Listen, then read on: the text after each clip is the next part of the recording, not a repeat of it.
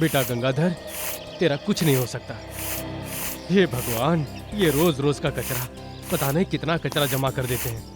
पढ़े लिखे कहते हैं अपने आप को, इस पार्क को कचरे का पेटी बना डाला। ये लोग योगा करते रहते हैं।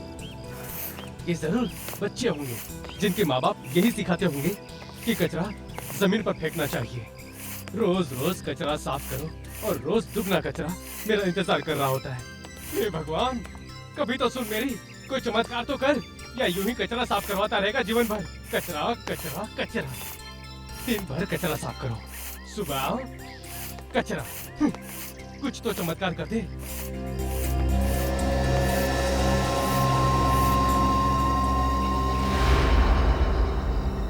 ये क्या चमक रहा है? चैन। अरे बाप रे, ये तो सोने का लगता है। ये यहाँ आया कैसे? लगता है किसी के हाथ से गिर गया है। आसपास कोई नहीं है। बेटा गंगाधर, आज किस्मत ने तुझे मौका दिया है। ये सोने का चैन पुरस्कार दिया है, ले ले इसे। गंगाधर, भगवान ने आखिर तेरी सुनी ली। अरे ये क्या हाथ? इंसान का हाथ। इधर यहाँ डेड बॉडी तो नहीं यहाँ पे। सीआईडी को बुलाना पड़ेगा जल्दी।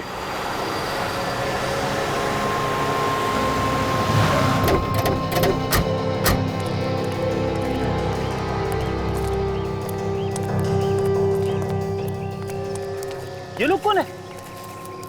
हटो, चलो हटो, चले हटो। तुम दोनों हो कौन? ये हमारा क्राइम सीन है, सीआईडी का केस है ये। तुम लोग बिना परमिशन के यहाँ नहीं आ सकते। न जाने कितने सारी एविडेंस खराब कर दिए होंगे। अरे सब रेडी, चुप हो जाओ।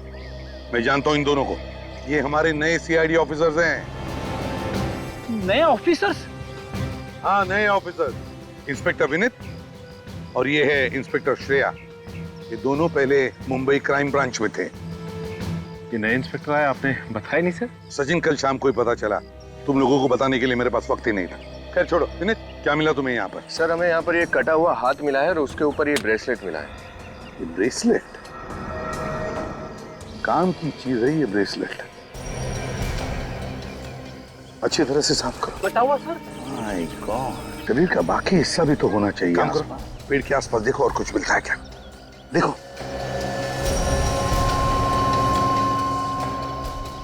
सर, कितनी बेरहमी से काटा है सर और हाथ को।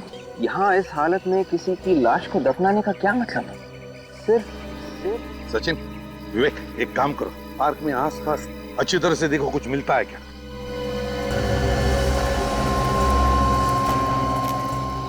एक बात बताओ, तुम में से किसने इस हाथ को पहले देखा? साहब, ये कटा हुआ हाथ सबसे पहले मैंने देखा। तुमने देखा? जी साहब। तुम क्या करते हो इधर? जी साहब, साफ सफाई करते हैं। सफाई करते हो?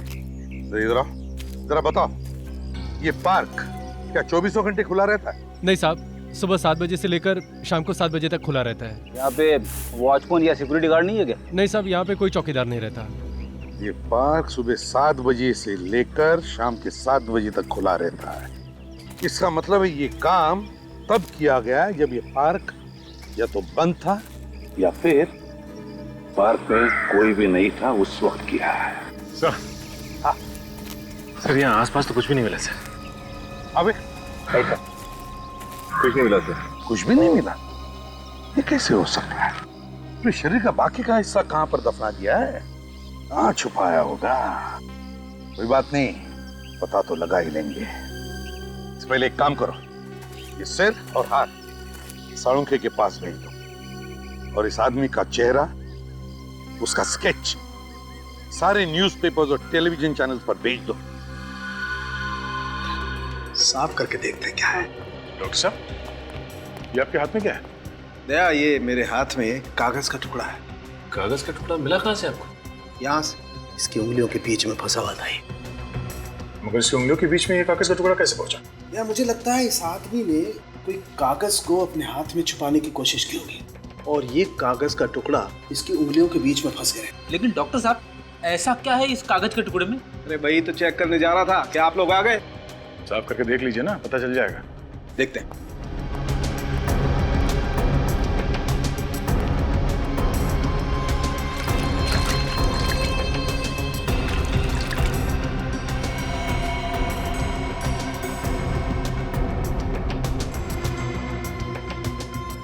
दया, ये तो कोई अखबार का टुकड़ा जैसा लग रहा है। बहुत ही पुराना अखबार का टुकड़ा।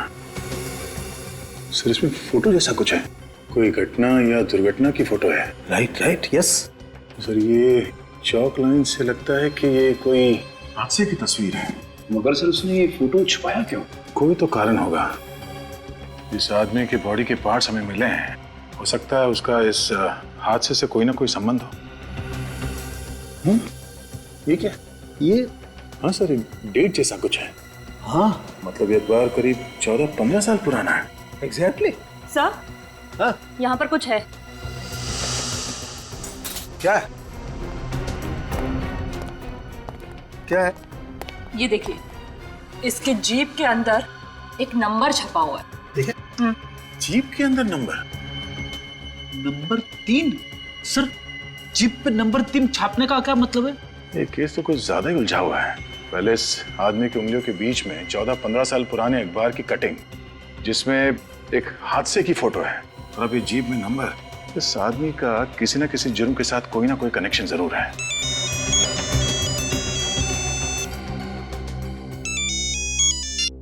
हेलो, हाँ रिपोर्ट्स आ गई? क्या पता चला रिपोर्ट से?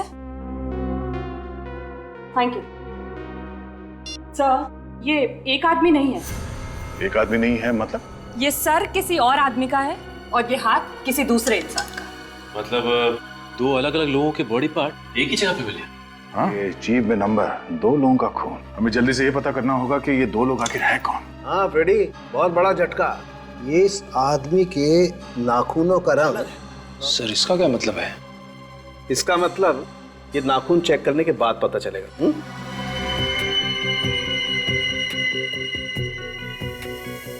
इसे साफ करके चेक करते हैं।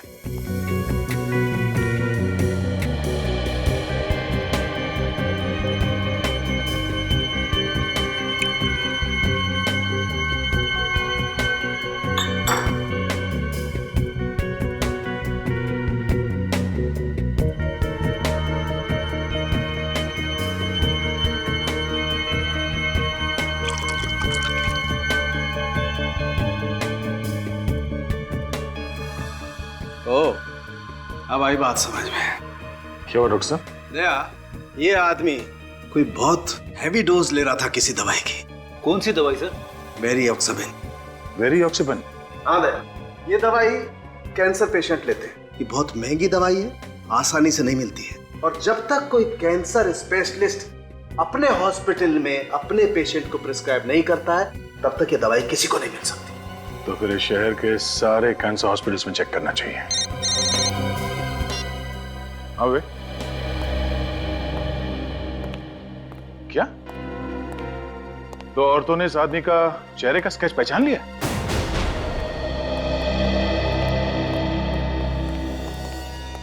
सर, विनय जी की वाइफ ने ना, और उनकी सेक्रेटरी आन्या।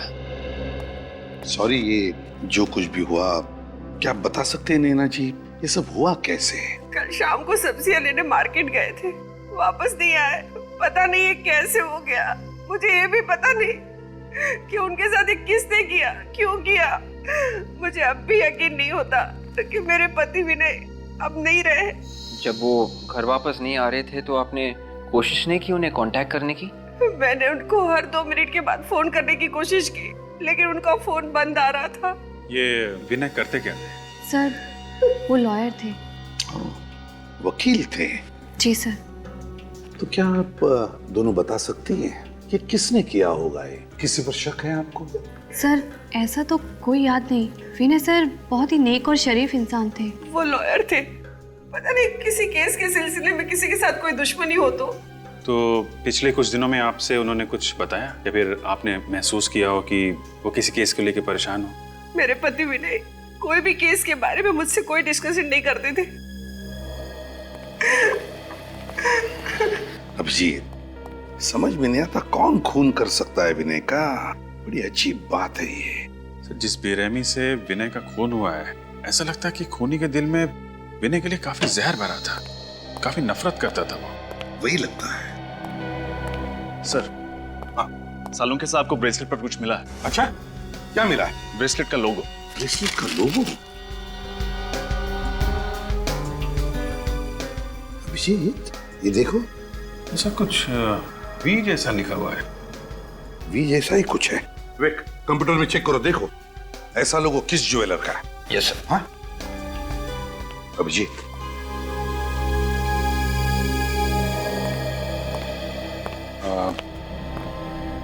आप लोगों ने यहाँ आके हमारी बहुत मदद की है, थैंक यू वेरी मच। अभी आप लोग जा सकते हैं, जरूरत पड़ेगी तो दोबारा बुला लेंगे।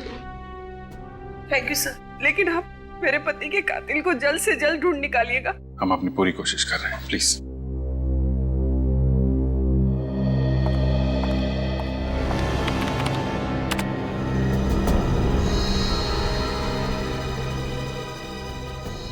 मिल गया सर, वरदान ज्वेलर्स। ये वही दुकान है जो अपनी सारी ज्वेलरी पे इसी तरह का लोगो इस्तेमाल करते हैं। कहाँ पर है ये Vardan jeweller? Sir Pendra west. Bandra west, Vardan jewellers.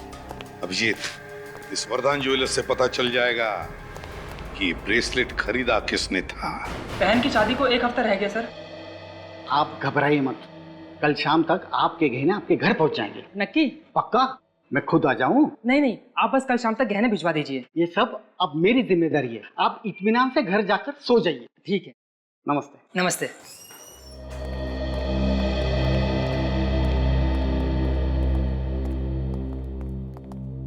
आइए सर, शादी है। नहीं कुछ देखना चाहते हैं? आइए ना सर, बैठिए। आराम ने जरा कस्टमर को देखना। नहीं, हम दिखाते हैं आपको कुछ। आप लोग कुछ दिखाना चाहते हैं? घबराइए मत, हम लोग सीआईडी से हैं। कुछ प्रूफ है? सीआईडी की? हाँ, ये ब्रेसलेट देखिए, ये आपकी दुकान का है? ठीक कहा आपने, ये मेरे दुकान से ही बना हुआ है। कहाँ मिला आपको? एक हाथ पे था ये। ब्रेसलेट तो हम हाथ के ऊपर ही पहनते हैं ना। हाथ कटा हुआ था। किसका हाथ था सर? यही पता करने के लिए हम लोग यहाँ पर आए हैं। क्या बता सकते हैं कि ये ब्रेसलेट किसने खरीदा था आपके यहाँ से? ऐसे ब्रेसलेट बहुत कम लोग बनवाते हैं, शायद 4 से 5 पीसेस ही बनवाए थे हमने। सर फिर तो बहुत आसानी से पता चल जाएगा कि ये 4-5 ब्रेसलेट्स किस किसने बनवाए थे। ये सही कहा मैडम ने। बता सकते हैं? मैं अभी दिखाता हूँ सर। श्रेया, इन सबके नाम और फोन नंबर्स नोट कर लो। जी।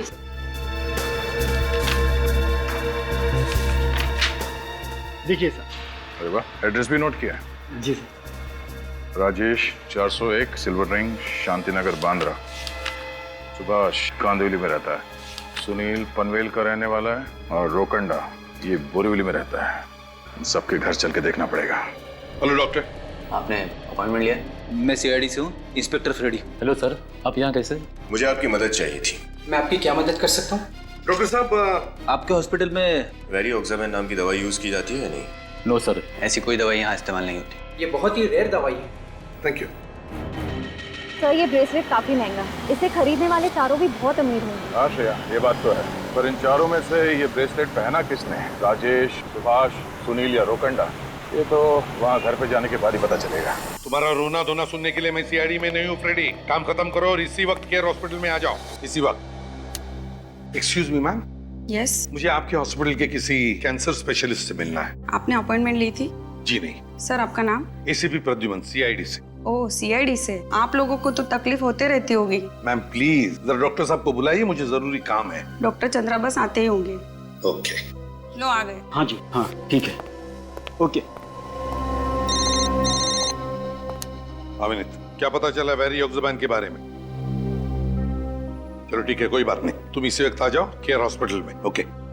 एक मिनट, पहले आप मुझे ये बताइए कि ये दवा आप किस तरह से ले रही हैं? पहला डोज सुबह नाश्ते के बाद, दूसरी दोपहर को क्यों, जबकि मैंने लिख कर दिया था कि आपको शाम को लेना है।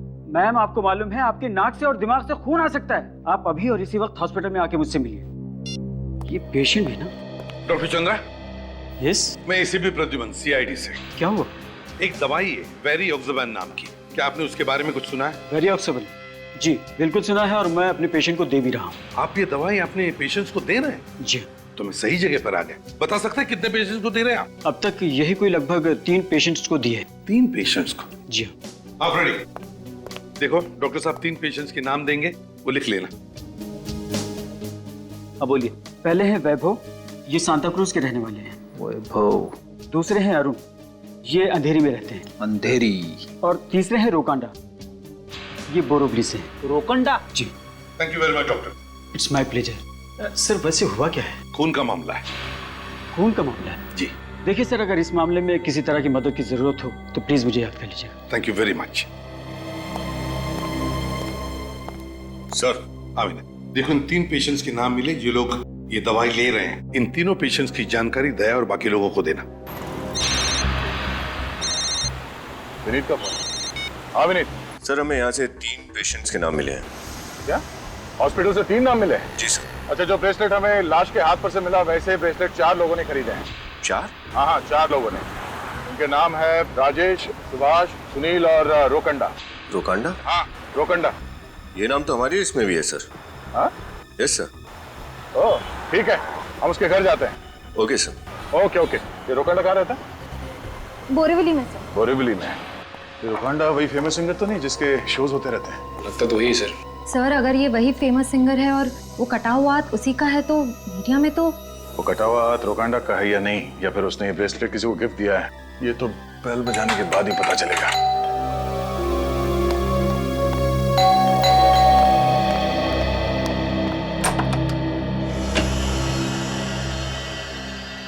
बोलिए साहब। जी कहिए, किससे मिलना है आपको? हम लोग सीआईडी से हैं, रोकंडा से मिलना चाहते हैं। रोकांडा? हाँ वो यही रहते हैं ना? जी बिल्कुल यही रहते हैं। और आप? मैं उनकी पत्नी त्रिया। कहाँ है वो? घर पर नहीं है क्या? आप यहाँ बैठिए प्लीज।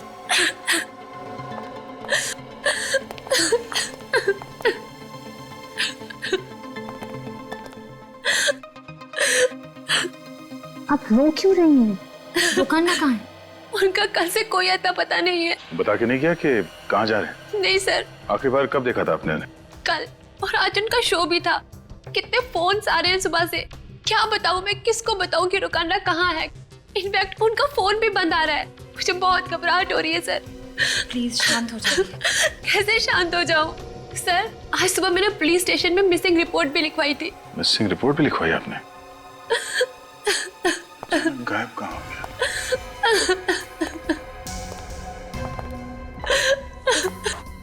ये ब्रेसलेट? सर ये तो। हाँ वही ब्रेसलेट है। इसका मतलब वो कटा हुआ हाथ रोकंडा का था शायद। आप लोग क्या बातें कर रहे हैं? कहीं कुछ गड़बड़ तो नहीं है ना? नहीं। अच्छा आप ये बताइए कि रोकंडा को कैंसर की बीमारी है? हाँ, पर आप लोगों को? ऐसे ही। अच्छा रोकंडा के बारे में कुछ जानकारी मिले तो हमें इन्फॉर्म कर देना। जी सर। Thank you.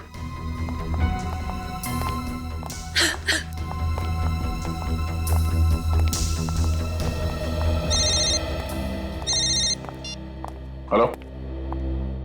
हाँ क्या? कहाँ पे? पनवेल के हाईवे पे और भी बॉडी पार्ट्स मिले?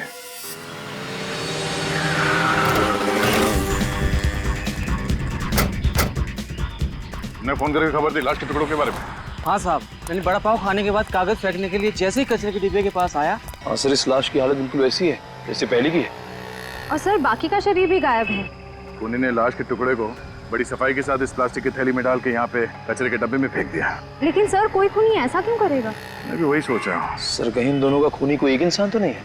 हो सकता है निखिल, मैं इस तरह से लाश को काट के फेंकने का क्या मतलब हो सकता है? सर कहीं ये रोकंडा तो नहीं? ये वही फेमस सिंगर रोकंडा है। सर इसका मतलब पहले किसी ने इसे किडनैप किया और फिर इसका खून कर दिया। ऐसा लगता है श्रेया। मुझे तो लगता है कि वो वकील विनय है, उसे भी पहले किडनैप किया और मारा है। सर जिस तरह से इन दोनों का खून हुआ है विनय और रोकंडा का, उससे तो यही लगता है कि खूनी की इन दोनों से कोई जादुई दुश्मनी है। कोई ऐसा इंसान हो सकता है जिसके दिल में इन दोनों के लिए बहुत नफरत भरी है। जिस तरह से लाश को काटा गया है ऐसा ही लगता है। श्रेया, रोकंडा की बीवी को फोन करके उसकी मौत के बारे में इन्फॉर्म करो। सर मैं जानता हूँ श्रेया, बहुत मुश्किल काम है। क्या करें, तुम्हारा काम ही कुछ ऐसा है, फोन तो करना पड़ेगा। यस सर, मैं समझती हूँ। निखिल, इस बॉडी के पार्ट्स को फॉरेंसिक लैब भिजवा दो। हेलो मिसेस त्रिया।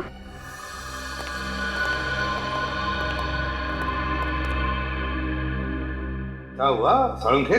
इतना परेशान क्यों दिख रहा है तू? बॉस बात ही ऐसी है, तुम्हें पता लगेगा ना, तुम्हारी भी यही हालत होने वाली है। ऐसे क्या बात पता चल गई सारों के साथ? बात ये है कि ये सर जो आप पिछली बार लेकर के आए थे वो इस हाथ से मैच करता है जो आप अभी लेकर के आए।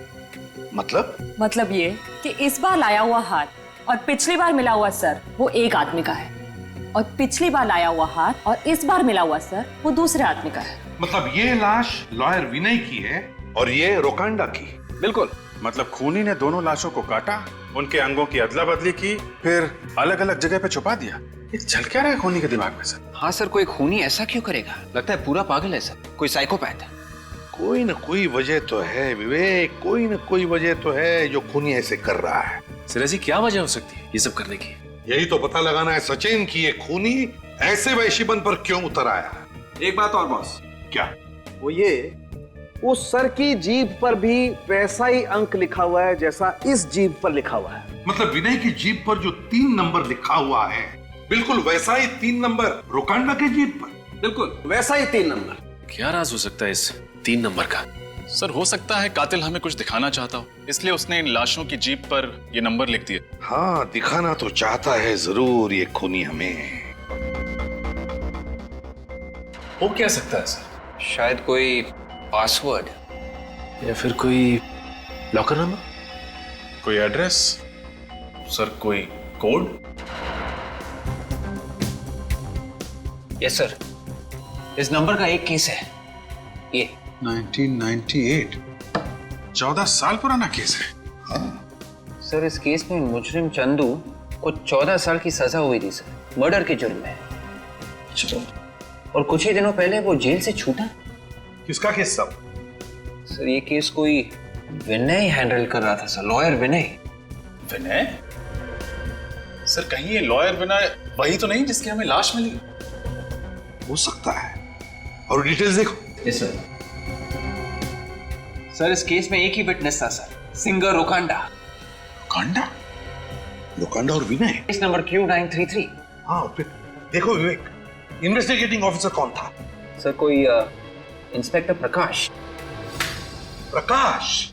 क्या हुआ सर? आप प्रकाश को जानते हैं क्या? बिल्कुल जानता हूँ, कॉलेज के दिनों से जानता हूँ, पुराना दोस्त है मेरा वो। सर तो फिर तो उनसे सारी डिटेल्स मिल जाएंगी केस की। हाँ अभिजीत, लेकिन पहले ये चंदू जिस जेल में था वहां से उसकी पूरी जानकारी निकालनी चाहिए। तब तक मैं इस इंस्पेक्टर प्रकाश से जाकर मिलता हूं। Excuse me. जी कहिए। हम लोग सीआईडी से, हमें एक कैदी के बारे में कुछ जानकारी चाहिए। सर बैठिए ना। नहीं ठीक है। जी बताइए, किसके बारे में आप लोग जानना चाहते हैं? चंदू। चंदू जो खून के जुर्म में यहाँ बंद था? हाँ वही। आप उसके बारे में हमें कुछ बता सकते हैं? वो किसी का खून करके यहाँ आया था और इस केस में ये साबित हुआ था कि उसने पैसों के लिए किसी का खून किया था और उसने 13 साल की सजा भी काटी थी। 13 साल? जी हाँ, और अभी 2-4 महीने पहले वो जेल से छूट के गया। अच्छा, उसकी सजा पूरी हुई थी या पहले ही छूट गया? नहीं, उसे 14 साल की सजा हुई थी, लेकिन उसके अच्छे बर्ताव को देखते हुए सरकार ने उसकी 1 साल की सजा माफ कर दी। अच्छा, सजा काटने के बाद अब कहाँ मिलेगा, कुछ अंदाजा है आपको? नहीं सर, हमारे रिकॉर्ड में उसका कोई पता नहीं है। अच्छा, कोई ऐसी जगह जानते हो जहाँ वो अक्सर पुलिस से छिपने के लिए इस्तेमाल करता था? नहीं सर, हमें उसके बारे में ज्यादा जानकारी नहीं है। पिछले 13 साल में जब वो जेल में था तो उसे कोई ना कोई तो मिलने आता था ना? सर आप विश्वास नहीं करेंगे, पिछले 13 सालों में ऐसा कोई आदमी हमने नहीं देखा जो उससे मिलने आया था, और इस बात से जेल में सभी हैरान थे। पिछले 13 साल में उससे मिलने के लिए जेल में कोई भी नहीं आया? हाँ सर, सच है। और ना तो उसका कोई रिश्तेदार, ना दोस्त, ना कोई यार, कोई नहीं था सर। ये तो बहुत ही अजीब बात है। बल्कि पुलिस ने जब उसे पकड़ा तब भी वो अकेला ही था। अच्छा, उसका घर कहाँ है, कुछ एड्रेस है आपके पास? अभी तक हमको उसके बारे में कुछ पता नहीं चला। इसका मतलब चंदू के आगे पीछे कोई नहीं था। लेकिन सर ऐसा कैसे हो सकता है? कोई भी इंसान इतना अकेला कैसे हो सकता है? कोई तो होगा जो उससे बातें करता होगा। अच्छा, जेल में चंदू का बर्ताव कैसा था? वो कैदियों से बात करता था या किसी से बात करता हो? सर कुछ खास नहीं, अकेला ही बैठा रहता था, अपनी दुनिया में वो खोया रहता था, किसी से ज्यादा बात ही नहीं करता था सिवाय एक आदमी के। कौन? सर राजू, चाय वाला। अक्सर वो हमारी जेल में चाय देने आया करता है। चाय वाला राजू? जी हाँ सर, सिर्फ उसी से बात करता था। कहाँ मिलेगा ये चाय वाला? सर आप आगे निकलिए और दाहिने मुड़िए और सीधे चलते जाना, उसका ठेला आगे दिख जाएगा। Thank you. Thank you sir. Raju चाय वाले के साथ बैठ के चाय पीते हैं। कितने सालों बाद आ रहा हूं मैं प्रकाश से मिलने के लिए। फिर भी सर, इतने वक्त बाद पुराने दोस्त से मिलने की बात ही अलग है। हाँ वो तो है। अरे एसीपी अंकल आप लोग आइए ना अंदर। आयुष, कितने बड़े हो गए तुम, हैं? पापा कहाँ है? वो क्या हुआ? मुझे कुछ समझ नहीं आ रहा है अंकल। क्या हुआ आयुष, कोई प्रॉब्लम है? अच्छा है आप लोग आ गए, मुझे आपकी मदद चाहिए। क्या हुआ? प्रकाश सर ठीक तो है ना? पापा आज सुबह से कहीं चले गए हैं और मेरा फोन भी नहीं उठा रहे हैं। तो ऑफिस में फोन करते उनके। मैंने ऑफिस में फोन किया था पर पापा आज ऑफिस पहुंचे ही नहीं है। हो सकता है वो किसी बाहर के काम की वजह से ऑफिस ना गए हो या फिर बिजी हो।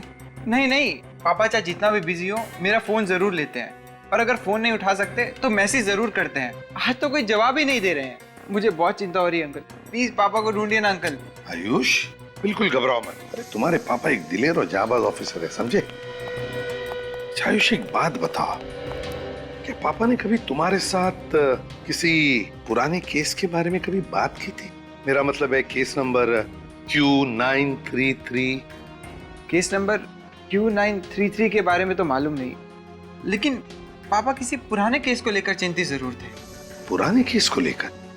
किसकी केस, कौन सी केस? वो किसी चंदू नाम के आदमी का केस था।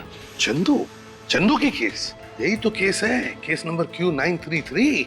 ये केस तो 14-15 साल पुरानी केस है और 10 साल पहले पूरी भी हो गई थी। फिर इस केस को लेकर प्रकाश। पापा का फोन चालू है? जी अंकल। इधर लगाओ। अंकल बेल जा रही है पर कोई उठा नहीं रहा है। हाँ बेल तो जा रही है, कोई उठा नहीं रहा है। फ्रेडी काम करो, प्रकाश का सेल फोन ट्रैक करो, देखो इस वक्त कहां पर है और कहां जाता है। Yes sir. ये लो बेटा, और सुनो बिल्कुल घबराना नहीं, तुम्हारे पापा को हम कुछ नहीं होने देंगे, बिल्कुल घबराओ मत। और एक बात, अगर तुम्हें कुछ भी पता चले, कुछ भी पापा के बारे में या इस केस के बारे में, तो मुझे तुरंत फोन कर देना।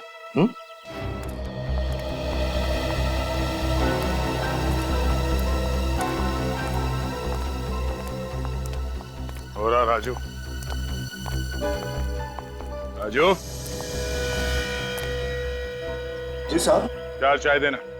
चौथी चाय किसके लिए साहब? तुम्हारे लिए। सोचा तुम्हारे साथ बैठ के चाय पिया जाए। क्यों नहीं साहब, ग्राहक तो भगवान का रूप होता है और ग्राहक के लिए तो ये राजू कुछ भी कर सकता है साहब। बैठिए साहब, आइए आइए। और एक कैदी के लिए भी राजू कुछ भी कर सकता है ना? मैं कुछ समझा नहीं साहब। नहीं समझा? अभी समझाते हैं, निकल।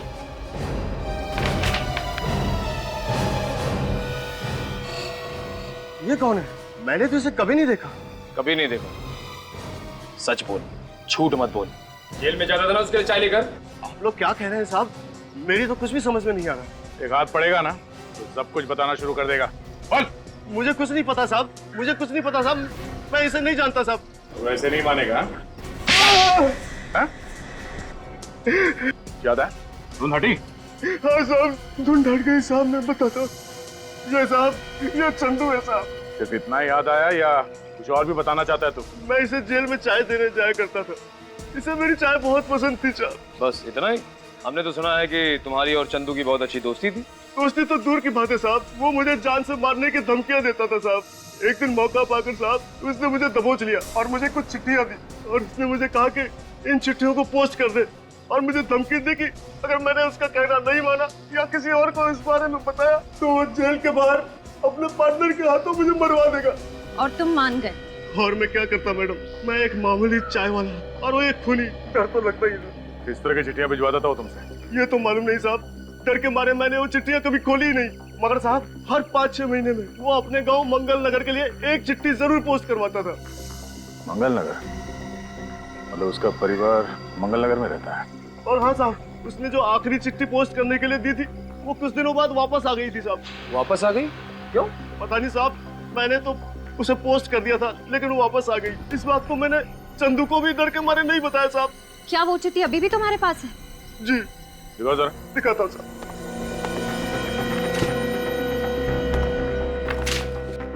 अनीता चंदू, मंगल नगर, जनार्दनगढ़। प्यारी अनीता, कैसी हो? आशा करता हूँ कि वहाँ सब कुछ कुशल मंगल है। मेरी प्यारी शीला बिटिया कैसी है? ख्याल रखना उसका, बहुत याद आती है उसकी। बस कुछ और दिन इंतजार कर लो, फिर मैं जल्दी ही तुम लोगों के पास आ जाऊंगा। तब तक अपना और मेरी प्यारी बिटिया शीला का ध्यान रखना। तुम्हारा चंदू। चिट्ठी से लगता है कि ये चंदू अपने परिवार वालों को बहुत याद करता है, खास करके अपनी बेटी शीला को। चिट्ठी से तो ऐसा ही लगता है। मैं चंदू की बीवी और उसकी बेटी से मिलना चाहिए।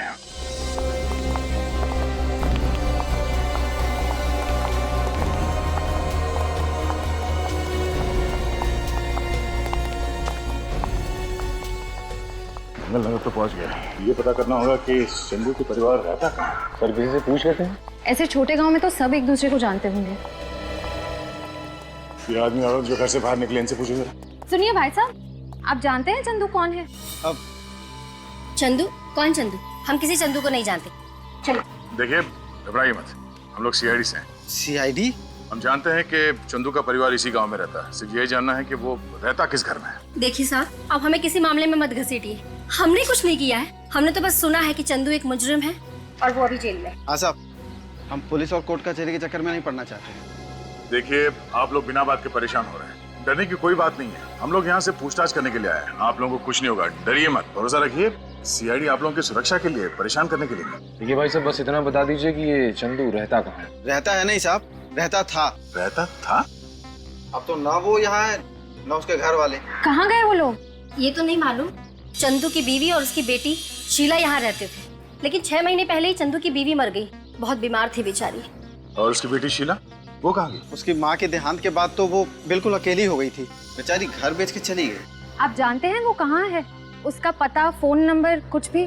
उसके बारे में तो हमें कुछ नहीं पता। बस शीला जाते जाते हमारा आशीर्वाद लेके गई। बहुत अभागन बच्ची थी वो। जिंदगी ने आंसुओं के सिवाय उसे कुछ भी नहीं दिया। शीला दिखती कैसी है? आप लोग के पास कोई तस्वीर है उसकी? हाँ साहब, अपने जन्मदिन पर हमारी बेटी ने एक फोटो ली थी उसकी। क्या हम वो फोटो देख सकते हैं? जी। चंदू अपने परिवार वालों से इतना प्यार करता था, उसके बाद में जेल से छूटने के बाद अपने गांव क्यों नहीं आया? और सर, उसकी बेटी भी घर बेचकर चली गई, वापस ही नहीं आई, ये जानते हुए भी कि उसके पिता की रिहाई को ज्यादा वक्त नहीं है। बेटी का तो पता नहीं। चंदू कहीं पे छुप के बैठा है। अगर उसने दोनों खून किए हैं तो जाहिर सी बात है कि वो ना तो इस गांव में आएगा और ना ही अपने घर में। ये शीला है। क्या हम ये फोटो रख सकते हैं? ये वही एरिया है जहाँ पे प्रकाश सर का मोबाइल फोन ट्रैक किया गया है। इसी एरिया में? हाँ सर। प्रकाश को फोन करता हूँ। फोन चालू है, मेल भी जा रही है। हम प्रकाश सर के मोबाइल फोन के नजदीक पहुंच गए। गुड। लेकिन एक बात मेरी समझ में नहीं आ रही। क्या?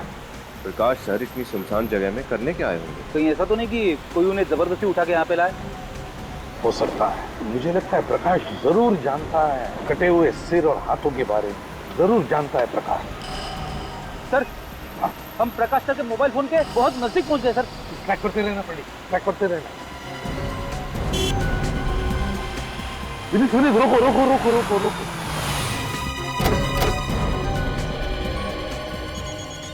इसी एरिया में कहीं पर फोन की घंटी सुनाई पड़ रही है। आ रही है सुनाई? हाँ सर। हाँ।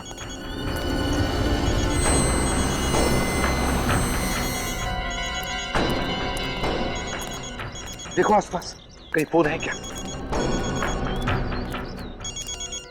हो रहा फोन।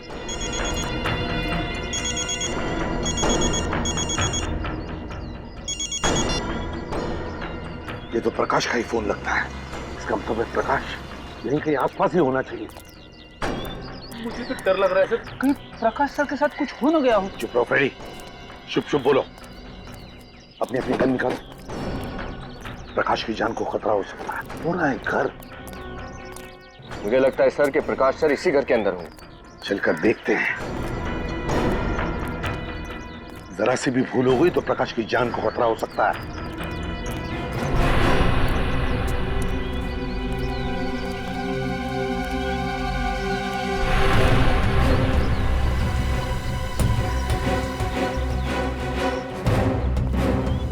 उस तरफ जाकर देखो। रेडी? जाओ पीछे जाकर देखो।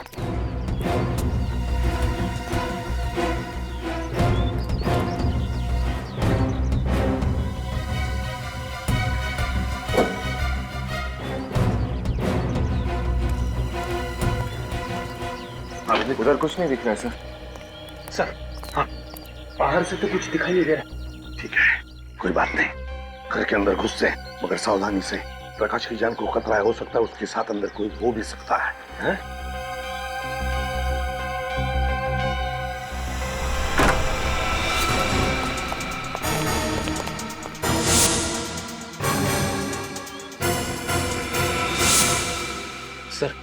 अंदर तो कोई दिख नहीं रहा। फ्रेडी इस तरफ जाओ। विनीत विनीत इस तरफ।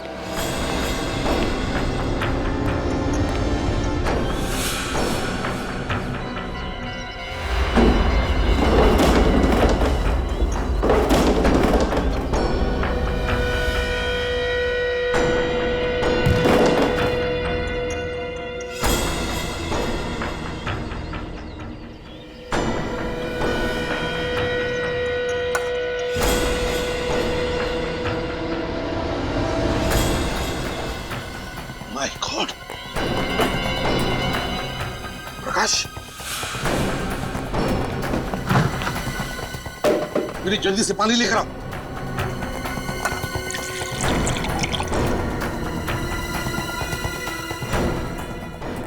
पानी।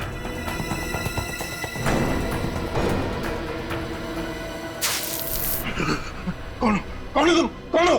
देखो देखो, तुम लोग मुझे नहीं मार सकते, नहीं मार सकते। मुझे जाने दो मुझे जाने दो। मेरी तरफ देखो, देखो मुझे। मैं प्रद्युमन, इसे भी प्रद्युमन, तुम्हारा दोस्त प्रकाश। तुम यहाँ कैसे? बताता हूं, उठा उसे।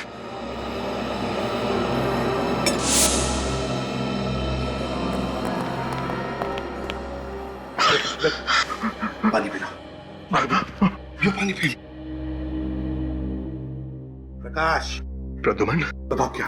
कोई मुझे यहाँ ले आया और उसने मुझे बहुत मारा और फिर मुझे मरने के लिए छोड़ दिया। हम लोग कहाँ हैं? वो क्यों मेरी जान लेना चाहता है? मैंने क्या किया? फिक्र मत करो, घबराओ मत। अब हम तुम्हारे साथ हैं। जो भी है तुम्हारा बाल तक बाका नहीं कर सकेगा, समझे? तो सब बताओ, है कौन? तुम यहाँ पर कैसे आ गए? कौन लेकर आया तुम्हें यहाँ पर? मुझे नहीं पता। मैं जब ऑफिस जा रहा था तो किसी ने मुझे किडनैप कर लिया और मुझे लेके यहाँ आ गया। सर, उसका चेहरा नहीं देखा आपने? नहीं देखा, उसने मेरी आंखों पे पट्टी बांध दी थी। अच्छा बात बताओ, तुमने उसकी आवाज तो सुनी होगी, तो कुछ याद आता है उस आवाज से? शायद वो आवाज किसकी है तुम्हें पता होगा। अगर आवाज सुनी होती तो जरूर बता देता, लेकिन उसने मुझसे कुछ बात ही नहीं की। बस वो पागलों की तरह मुझे मारता रहा मुझे। और मैं, लगता है बहुत गहरी दुश्मनी है तुम्हारे साथ उसकी। तड़पा कर मारना चाहता था वो तुम्हें, मगर हम आ गए ना। घबराओ मत, चलो यहाँ से। चलो।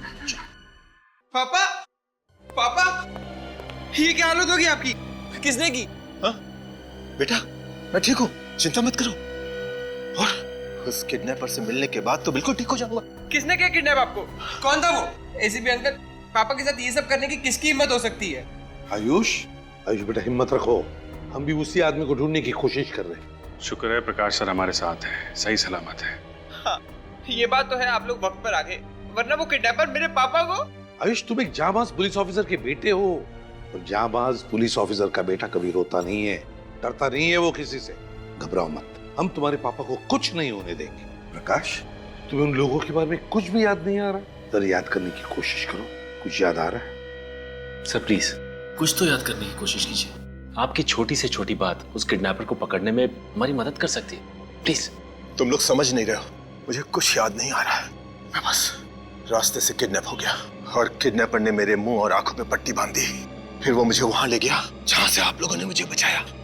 बस वो मुझे पीटता रहा और पापा! प्रकाश क्या हुआ? लगता है पापा को फिर से हार्ट अटैक आ गया। अटैक? माय गॉड, जल्दी से हॉस्पिटल ले चल। पापा!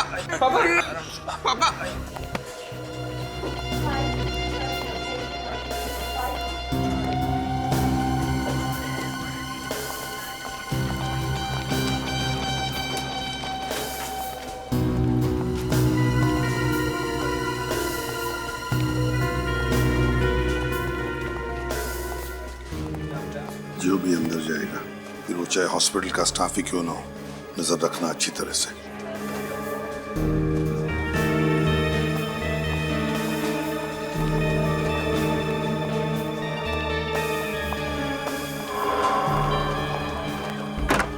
ये अंदर कौन गया? सर ये डॉक्टर कोराली हैं, इस वक्त राउंड पे हैं।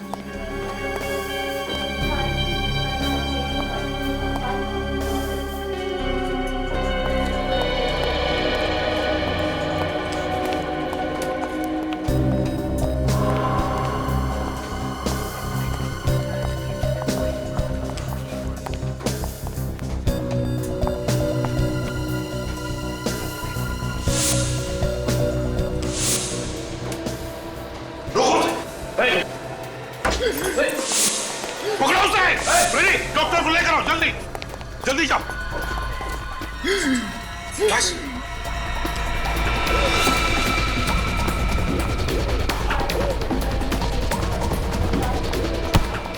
रुक जाओ, भागने का कोई रास्ता नहीं है। तो शीला, तो तुम हो? किस नाम से बुलाए तुम्हें? आन्या या शीला? हैं? वाह, कितनी सफाई से अपने चेहरे के साथ साथ अपनी पहचान भी बदल ली। मगर अफसोस, चेहरा बदलने के बाद भी सीआईडी से बच नहीं पाई तुम। आप ये मत समझिए कि मैं इसलिए रो रही हूँ कि मुझे अपने किए का अफसोस है, बल्कि मैं इसलिए रो रही हूँ कि मैं प्रकाश की जान नहीं ले पाई। विनय और रोकांडा, उनकी जान लेकर क्या मिला तुम्हें? क्या हासिल किया तुमने? उन्हें क्या हासिल हुआ मेरे बाबा की जिंदगी बर्बाद करके? मेरे बाबा तो निर्दोष थे। 15 साल उन्हें सलाखों के पीछे सजा काटनी पड़ी, और जब वो जेल से बाहर आए तो उनकी मौत हो गई। क्या? जेल से निकलने के बाद तुम्हारे बाबा की मौत हो गई थी? हाँ, मेरे बाबा की मौत हो गई, और मरते मरते उन्होंने मुझे बताया कि उनके साथ नाइंसाफी हुई थी।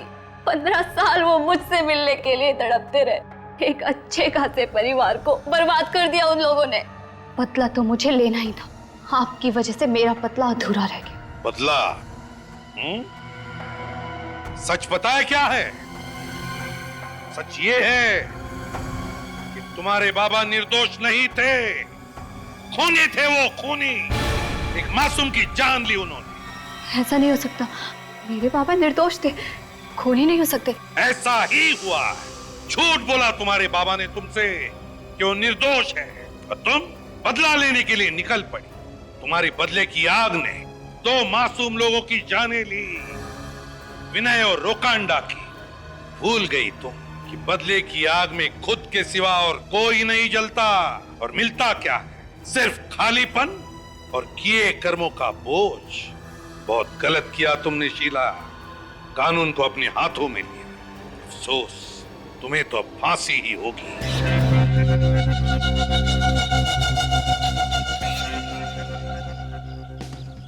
मिस्टर रंजन, मैं आखिरी बार पूछ रही हूँ, शाम को तुम घर आ रहे हो या नहीं? ओ डार्लिंग, पहले अपने पैरों पर तो खड़ा हो जाने दो। मिस्टर रणविजय, अगर शाम को तुम घर नहीं आए और मेरे डैड ने मेरी शादी किसी और से तय कर दी ना, तो तुम सोचना मैं तुम्हारी वो हालत करूंगी कि तुम पैर पे खड़े होने लायक तो दूर, जॉगिंग करने लायक भी नहीं रहोगे। ओ प्रीति सुनो, मजाक कर रहा था बाबू। अरे भाई, कितने बजे आना है अंकल से मिलने? तुम और घर आ रहे हो? Of course. और तुम्हारी जॉब? मुझे नौकरी मिल गई। क्या? हाँ। सच? हाँ। कहाँ? और तुमने मुझे बताया क्यों नहीं? अरे डार्लिंग, इसीलिए तो मैं तुम्हें पार्क की जगह यहाँ लेकर के आया हूँ। यहाँ क्यों? अपना नया ऑफिस दिखाने के लिए। कहाँ है तुम्हारा ऑफिस? दिखाओ ना। हो रहा। ओह माय गॉड, लाश।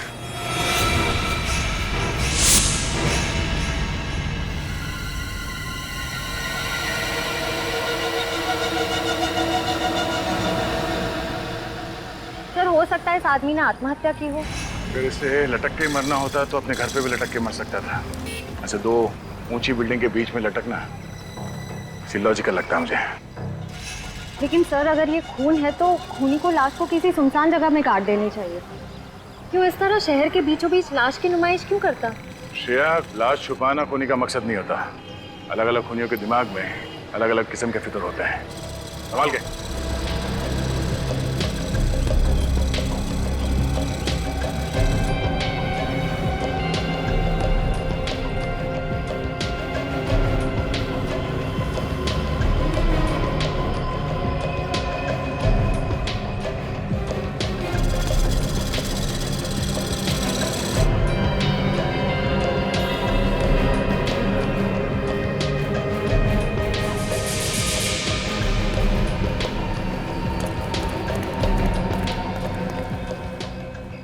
शरीर पे कोई चोट या घाव का निशान तो दिख नहीं रहा है। तो फिर इसकी मौत कैसे हुई होगी? सर, हो सकता है इसे यहाँ लटका के मारा हो। जिंदा आदमी को ऐसे 2 ऊंची बिल्डिंग के बीच पे लटकाना कोई आसान बात नहीं है श्रेया। आदमी चीखेगा, चिल्लाएगा, अपने आप को बचाने की कोशिश तो करेगा। सर, इसका मतलब इसकी मौत पहले ही हो चुकी होगी जब खूनी ने इसकी लाश को ऊपर टांगा होगा। हो सकता है निखिल। एक आदमी को ऐसे लटकाना किसी अकेले आदमी के बस की बात नहीं है, 2-3 लोग होंगे साथ में। हाँ सर, एक लाश को यहाँ से वहां तक लेके जाना और उसे लटकाना, ये सब करने में किसी ना किसी ने तो देखा ही होगा उन्हें। सर, जेब बिल्कुल खाली है, मोबाइल पर्स कुछ नहीं है। इस आदमी ने महंगी घड़ी पहनी हुई है, मतलब ये खून लूटने के इरादे से नहीं हुआ है। श्रेया, निखिल, इस बिल्डिंग के टेरेस पे जाके देखो, खूनी ने कोई ना कोई सुराग तो जरूर छोड़ा होगा इस बिल्डिंग के छत पे।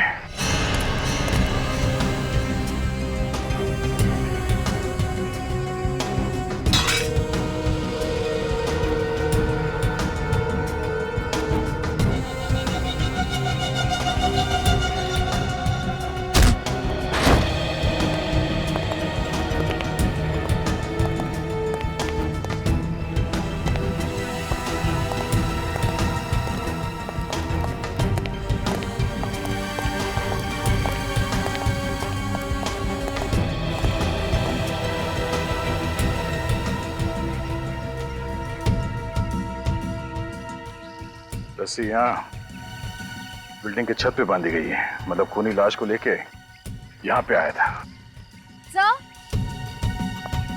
सर, सामने की टेरेस से ये लोहे का एंकर मिला। एंकर?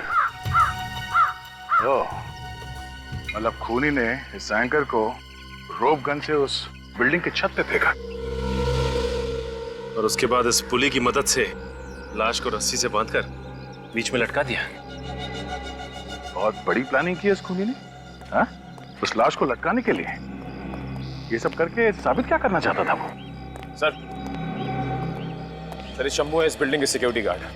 शंभू, जो लाश थी नीचे, तुम पहचानते हो उसे? हाँ साहब, पहचानता हूँ। वो सुधांशु जी, इसी बिल्डिंग के 7वें माले पर ऑफिस है उनका। खूनी भी इसी बिल्डिंग में था और तुम भी यहीं पर थे, तो तुम्हारे रहते सब कैसे हो? पता नहीं साहब, पर कल रात को 8 बजे तक तो मैंने सुधांशु जी को ऑफिस में ही काम करते हुए देखा था। 8 बजे के बाद कौन कौन आया था इस बिल्डिंग में? 7:30 बजे के बाद इस बिल्डिंग में कोई नहीं आया साहब।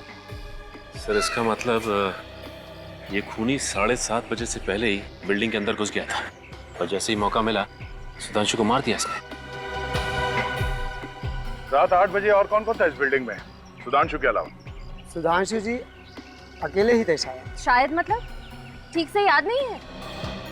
वो ऐसा है ना मैडम, हमारी ड्यूटी तो बिल्डिंग के गेट पर रहती है और इस बिल्डिंग में बहुत सारे ऑफिस हैं, तो अब सब जगह तो ध्यान नहीं रखा जा सकता ना। छत तो एक ही है ना, तो तुम्हारे रहते वो खूनी इस बिल्डिंग की छत पे आया कैसे? सोसाइटी वालों ने सभी ऑफिस वालों को एक एक चाबी दे रखी है, तो उसी ऑफिस की चाबी से छत का दरवाजा खोला गया होगा साहब। कल रात 8 बजे के बाद तुमने किसी के चीखने चिल्लाने की आवाज सुनी थी इस बिल्डिंग में? नहीं साहब, कोई आवाज नहीं सुनी। जब देर रात तक सुधांशु ऑफिस से नीचे नहीं आया तो तुमने ऊपर जाके चेक नहीं किया? साहब, सुधांशु साहब रोज देर रात तक ऑफिस में काम किया करते थे, तो हमने सोचा कि आज भी वो नाइट ड्यूटी कर रहे होंगे। लगता है ये खूनी सुधांशु के कोई आसपास वाला ही है, क्योंकि अच्छी तरह से जानता था कि सुधांशु को कब और कहां मारना है।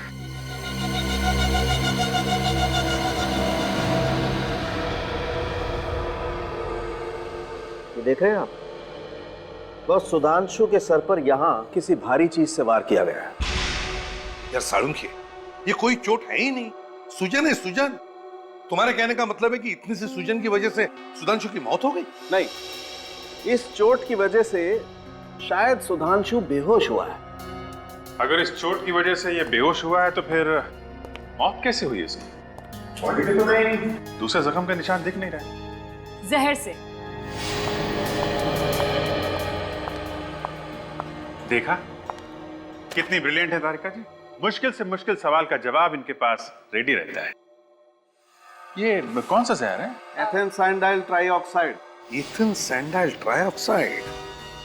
यार साळुंखे, ये नाम मैंने कहीं सुना हुआ लगता है। एथेन सैंडाइल ट्राइऑक्साइड, यार ये तो वही जहर है ना, स्लो पॉइजन, जो अविनाश कुमार के केस में इस्तेमाल हुआ था। देखा, इसे कहते हैं याददाश्त। कमाल है प्रतिमा, तुम्हारी याददाश्त अभी भी चीते की तरह से फुर्तीली है। ये वही स्लो पॉइजन है, वही जिसकी वजह से इंसान की मौत होने में कम से कम 4-5 घंटे लगते हैं। मतलब सर, पहले खूनी ने सुधांशु को जहर दिया, उसके बाद इसे छत पे ले गया और किसी भारी चीज से इसे मार के बेहोश किया और उसके बाद इसे रस्सी पे लटका दिया। पर सर, खूनी इतना झमेला करेगा क्यों? वो चाहता तो सुधांशु को एक आसान मौत दे सकता था ना। तड़पा तड़पा के मारना चाहता था वो सुधांशु को, तड़पा तड़पा के। ये खूनी है कोई सरफिरा। सर, मुझे लगता है ये खून आपसी दुश्मनी की वजह से किया गया है, वरना किसी को मार के ऊपर लटकाने की और कोई वजह नजर नहीं आ रही है सर। हाँ अभिजीत, सही कह रहे हो तुम। और फिर जिस तरह से खून किया गया है, लगता है खूनी कुछ कहना चाहता था। है? शायद किसी को धमकी दे रहा है, और प्लानिंग भी खूब की इस खून के लिए सर। पहले से ही ऑफिस के बिल्डिंग में जाकर छुप के बैठ गया और जैसे ही मौका मिला अपना काम कर दिया। अच्छा, माउंटेनियरिंग का सामान जो मिला है, पता चला किस दुकान से खरीदा गया है? सर, दुकान का पता लग गया है, अंधेरी में। अंधेरी में? जाओ उस दुकान में और पता लगाओ किसने खरीदा था वो माउंटेनियरिंग का सामान। और अभिजीत, सुधांशु की बीवी से जाकर मिलो और उससे सुधांशु के बारे में सब कुछ पता लगाओ, सब कुछ।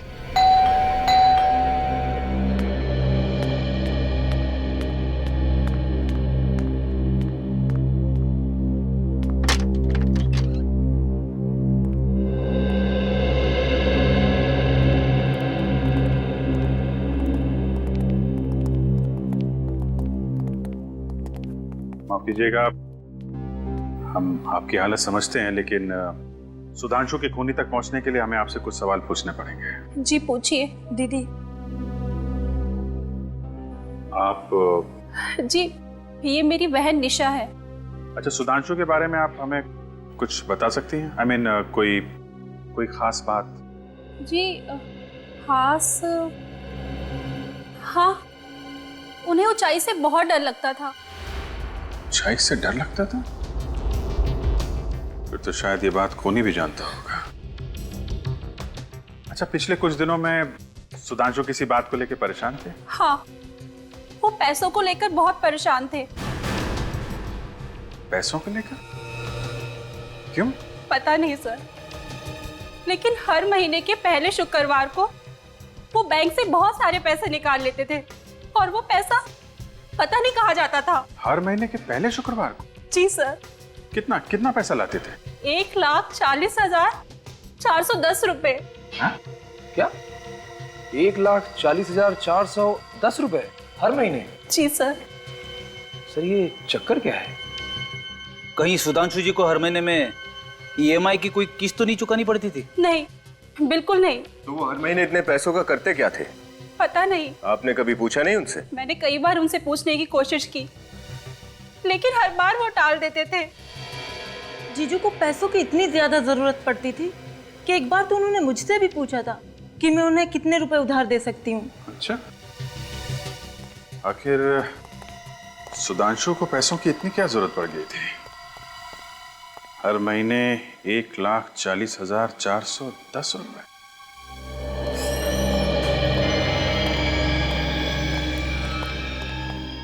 Good morning sir. Good morning. क्या देखेंगे सर आप? हाइकिंग वगैरह करते हैं? हाँ, कभी कभी करते हैं। हाइकिंग का सारा सामान मिलता है हमारे पास। वैसे कुछ सामान तो हम साथ में लेकर आए। क्यों? हम लोग CID से।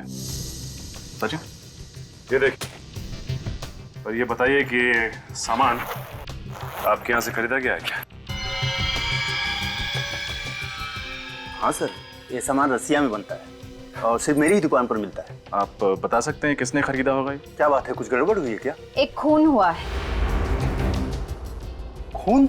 जी हाँ, इसी चीज से खून हुआ है। सर, ये तो पहाड़ पर चढ़ने का सामान है, कोई चाकू बंदूक तो है नहीं। वो तो है, लेकिन क्या है कि आजकल खूनी खून करने के नए नए तरीके ढूंढते रहते हैं। आप रजिस्टर वगैरह चेक कीजिए, कंप्यूटर देखिए, बताइए किसको बेचा होगा।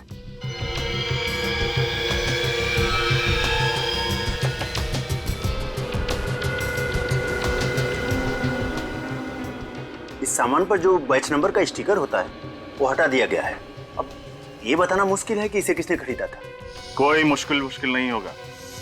हमें ये मत बताओ कि पूरा शहर ऐसा सामान खरीदता रहता है। महीने भर में एक आध आदमी खरीदता होगा ये। कब खरीदा गया सर, ये तो पता चलना चाहिए। पिछले 1 साल में किस किस ने खरीदा, देखो। Okay sir.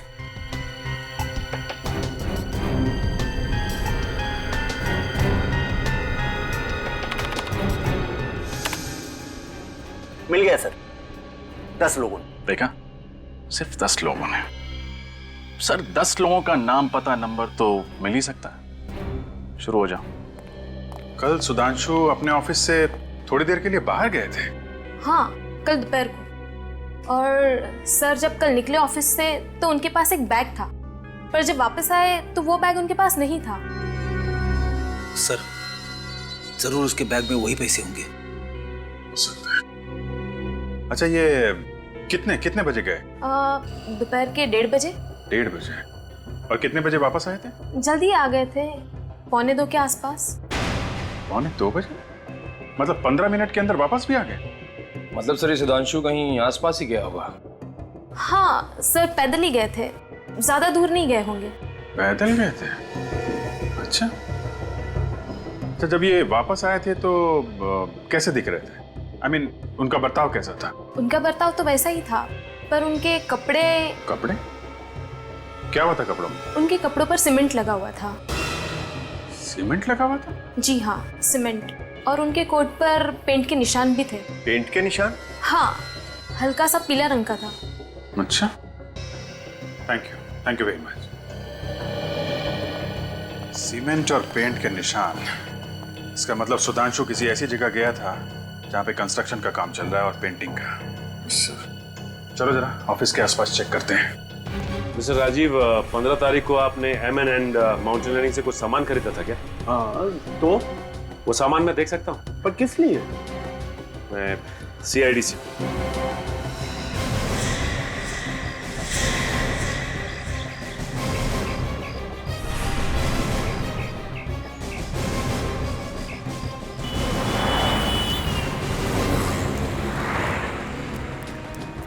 एक काम करो, आसपास देखो, वो अंडर कंस्ट्रक्शन बिल्डिंग मिलती है क्या? चेक करो।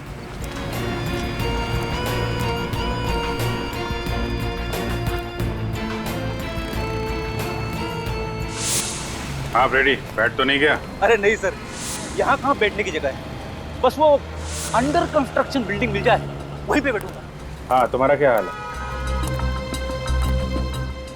अच्छा, हाँ रुको, आता हूँ। अच्छा, तो ये है अंडर कंस्ट्रक्शन बिल्डिंग। यहाँ पे पैसों का बैग लेके आया था सुधांशु। लगता तो ऐसा ही है सर। जरा देखें कैसा पान बनाता है ये। ड्यूटी पे पान? पूछ मत भाई, बड़े टेढ़े आदमी है, न जाने कब क्या कर बैठेंगे। क्या है? क्या फुसफुसा रहे हो? हाँ? कुछ नहीं सर। तुमने कुछ बोला क्या? अरे सर, मैं क्यों कुछ बोलूं? मैंने कुछ नहीं बोला। मेरे कान बज रहे हैं। हाँ? चलो। अरे सुनो, इसे पहचानते हो? ये कौन है साहब? ये कल दोपहर को यहाँ पे आया था, 1-1:30 बजे के बीच में। हाँ, अब कुछ याद आ रहा है साहब। याद आ रहा है? इसके हाथ में एक बैग था। बैग? देखो, अभी प्यार से पूछ रहे हैं, जल्दी से याद आ जाए तो अच्छा है, वरना बहुत भारी पड़ेगा। हाँ साहब, एक बैग था साहब। था ना? क्या किया उसने बैग? लगता है साहब उस आदमी का दिमाग खराब था, जाते समय खाली हाथ चला गया। अच्छा, ऐसा तो हुआ नहीं होगा कि वो आदमी वहाँ बैग छोड़कर गया और तुमने जाकर देखा ना उसमें क्या है? माफ करना, आपने मुझे रंगे हाथों पकड़ लिया साहब। जी। देखा ना जाके वहाँ पे? जी साहब, मगर इससे पहले कि मैं यहाँ से जाता, एक मेम साहब आई और वो बैग लेके चली गई। मेम साहब? देखने में कैसी थी? देखने में तो मेम साहब ही थी। अरे यार, चेहरा तो देखा होगा ना उसका? नहीं साहब, चेहरा कहाँ देखा, वो मेरी निगाह तो बैग पे ही थी ना। नहीं देखा? अच्छा, ले चलो ब्यूरो ले चलो। अरे नहीं साहब, उसका कद 5.5 फीट के आसपास में था, रंग गोरा और लंबे बाल। बाकी शक्ल के बारे में मत पूछो साहब, शक्ल मैंने ठीक से देखी नहीं। सच कह रहा हूँ साहब, सच कह रहा हूँ। सर, सुधांशु की बीवी और साली 5.5 फीट से कम है, तो ये शायद कोई और ही होगी। इसका मतलब है इस गुनाह में एक लड़की भी शामिल है। हम अंकुश से मिलना चाहते हैं। आप लोगों ने आने में बहुत देर कर दी। 5 दिन पहले उनकी मौत हो गई है। मौत? I am sorry. कैसे हुई मौत? आग में जलकर। ये आग कहाँ लगी थी? उनके ऑफिस में। संभालिए अपने आप को। जिस चीज से वो जिंदगी भर डरते थे, उसी चीज ने उनकी जिंदगी छीन ली। मतलब ये अंकुश आग से डरता था? जी हाँ, उन्हें आग का फोबिया था।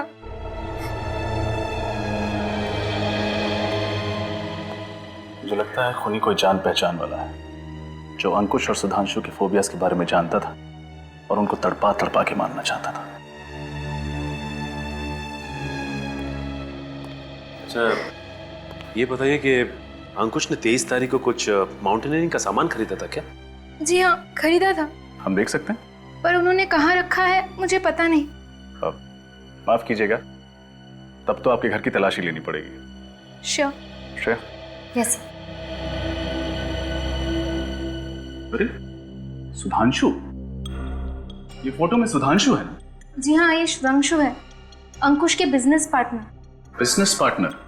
जी हाँ, लेकिन 1 साल पहले इनकी पार्टनरशिप टूट गई। पार्टनरशिप टूट गई? लेकिन क्यों? कुछ आपसी मतभेद।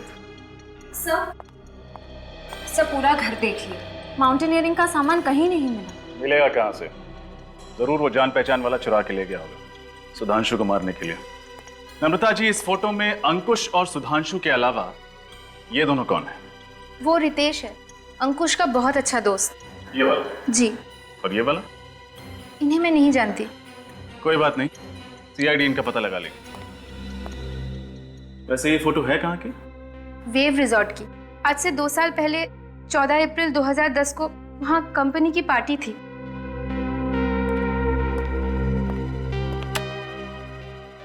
वेव रिजॉर्ट, 14 अप्रैल 2010। सर, ये रही फायर डिपार्टमेंट की रिपोर्ट। इसमें साफ साफ लिखा है अंकुश के ऑफिस में जो आग लगी थी वो पेट्रोल की वजह से ही थी। ओह, मतलब आग लगी नहीं, लगाई गई। पेट्रोल छिड़क के ऑफिस को राख कर दिया। मतलब अभिजीत, खूनी ने अंकुश को वही मौत दी जिससे वो सबसे ज्यादा डरता था, आग से। सर, इसका मतलब खूनी कोई ऐसा आदमी है जिसकी दुश्मनी दोनों के साथ थी, अंकुश और सुधांशु के साथ। सर, शायद कोई बिजनेस राइवल हो। सुधांशु और अंकुश पार्टनर्स थे ना?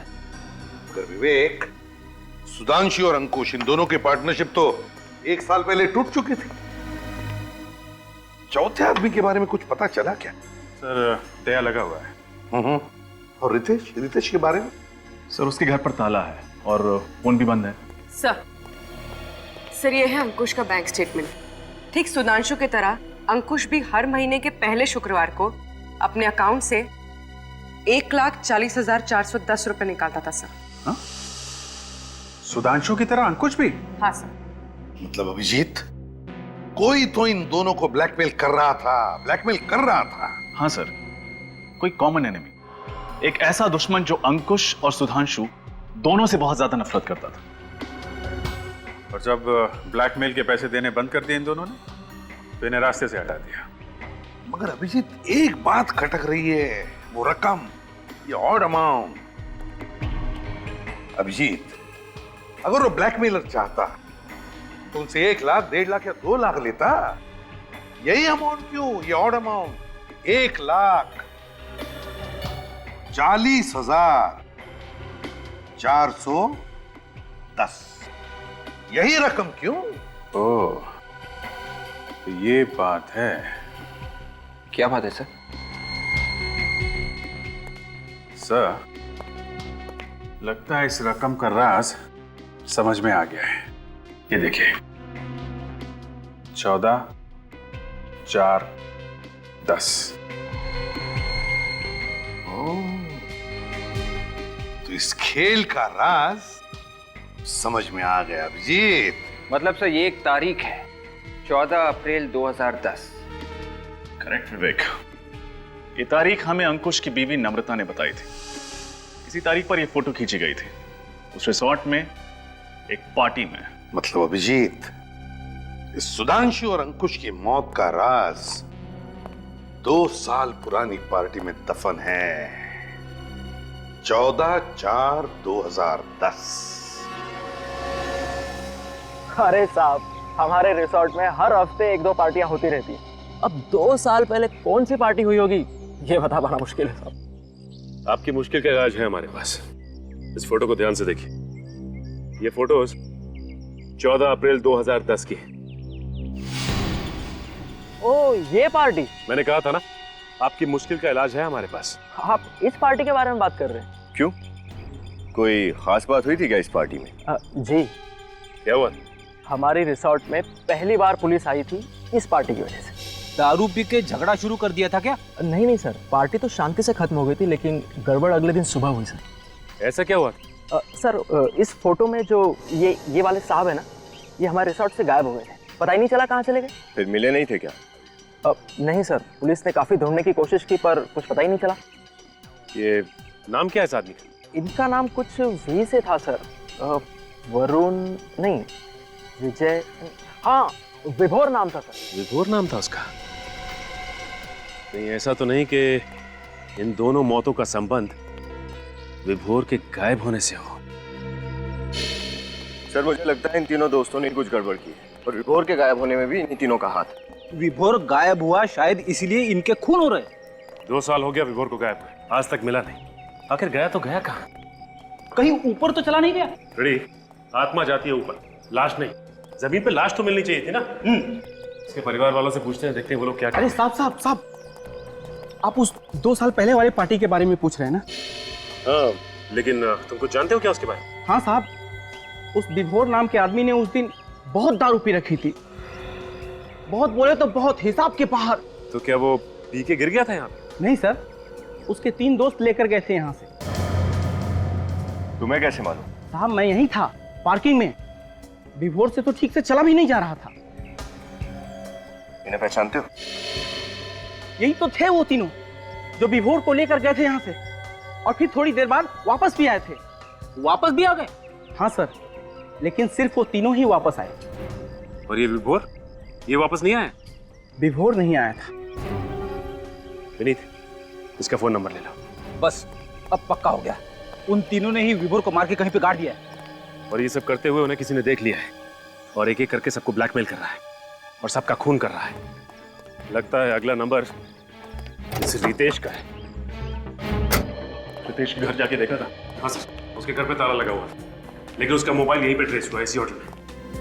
एक्सक्यूज मी, क्या आप इस होटल के मैनेजर हैं? Yes sir. हम आप ही को ढूंढ रहे थे। इस फोटो को देखिए, ये आदमी आपके होटल में ठहरा हुआ है? नहीं सर।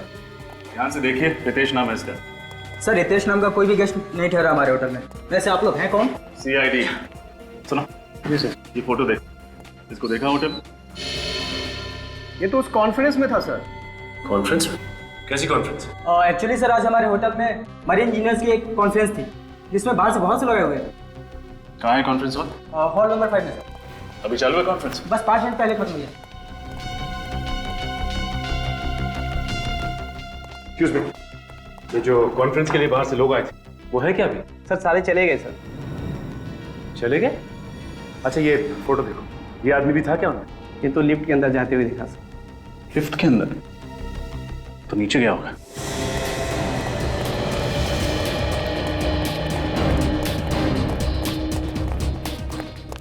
अरे भाई साहब,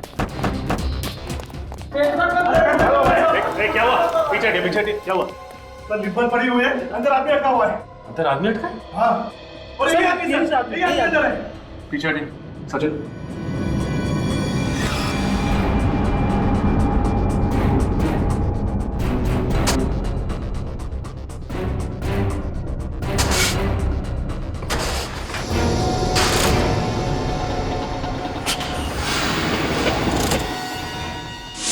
बाहर निकालो।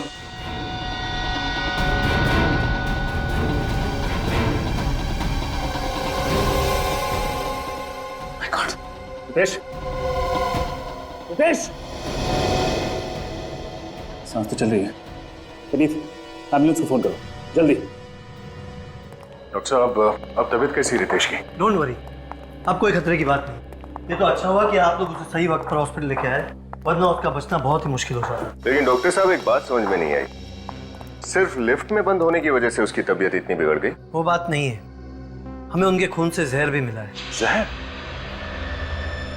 कैसा जहर? अब ये तो कोई फॉरेंसिक एक्सपर्ट ही बता सकता है, पर लगता है कि बहुत ही स्लो पॉइजन था।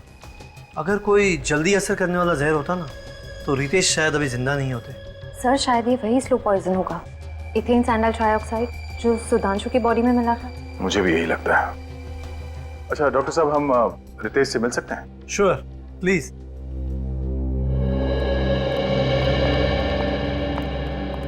अरे सर,